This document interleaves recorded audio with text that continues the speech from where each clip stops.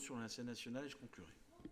Oui, moi je partage évidemment ce qu'a dit Jean-Christophe Sermontet. Je voudrais juste dire à M. Lavigne, la question, c'est pas la question des entrepreneurs et de l'entreprise où il faut effectivement des salariés. Je pense que d'ailleurs un certain nombre d'entreprises, on le voit avec les scopes, peuvent se faire sans les chefs d'entreprise. Mais la question, c'est pas de dire on dégueule sur les entreprises. Bernard Arnault, alors Florent est parti, c'est dommage, mais il était... Tu lui passeras le message, il était petit bras, hein, parce que c'est pas 800 €, c'est 1900 € par seconde qu'il gagne. Donc, si vous me permettez de finir, vous saurez le « et alors ?» Donc, c'est 1900 € par seconde, et donc l'intervention de Florian, grosso modo, Bernard Arnault a gagné 500 000 €. La question, c'est pas de dégueuler sur les entreprises, c'est que ce monsieur ne paye pas suffisamment ses impôts, qu'il ne participe pas à la solidarité nationale, qu'il pratique l'optimisation fiscale. C'est ça le vrai problème. Et en pourcentage, Bernard Arnault, il va payer moins d'impôts qu'une famille de classe moyenne.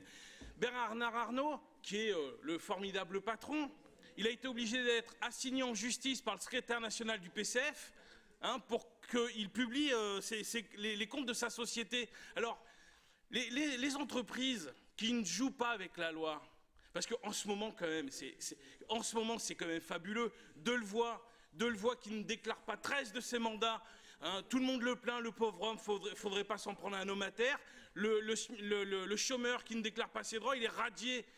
C'est ça votre conception de la justice, c'est-à-dire que Bernard Arnault, parce que soi-disant il fait des profits, il donne de l'emploi, il crée de la richesse, lui on lui pardonne tout, il peut tout faire. Eh ben non, c'est pas notre conception. Et donc oui à la création d'entreprises, oui à la création d'emplois, mais je parlerai plus fort que vous si vous voulez, donc il n'y a pas de souci. Oui à la création d'entreprises, oui à la création d'emplois, dans le respect de la loi, pour vous, pour nous, pour tout le monde. Et je voudrais revenir sur ce qu'a dit Madame Bidung. Parce que quand même, à chaque fois, elle est partie aussi, ils partent tous. C'est intéressant les débats au conseil municipal quand ils se passent dans les couloirs. Mais je voudrais lui dire, enfin, quand elle parle, à chaque fois, elle nous dit « Ah, vous voulez diviser les gens ?» Enfin, les bras m'en tombent, quoi. On veut diviser les gens, mais il faudrait qu'elle change de lunettes, quoi. Regardez ce qui se passe dans la rue aujourd'hui. Qui méprise les gilets jaunes depuis plus d'1 an? Qui méprise les personnels de l'hôpital en grève depuis plus d'1 an? Qui méprise les bénéficiaires de l'AAH, l'allocation adulte handicapé, qui vivent en couple et qui verront, parce qu'ils vivent en couple, leur montant de pension réduite? Qui méprise les milliers de manifestants qu'il y a dans la rue aujourd'hui? Je vais dire les milliers, parce que sinon...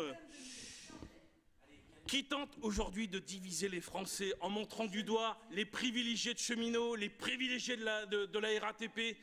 Enfin, c'est quand même hallucinant que ça soit ici qu'on nous dise qu'on divise les gens, alors que ce gouvernement, qui n'est là que depuis 2 ans et demi, rendez-vous compte, que depuis 2 ans et demi, divise l'ensemble de la société. L'ensemble de la société. Et vous voudriez que demain...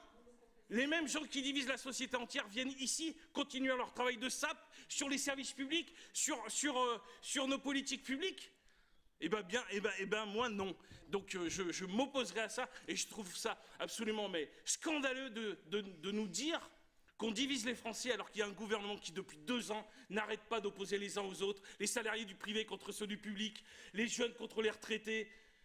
Enfin c'est absolument aberrant.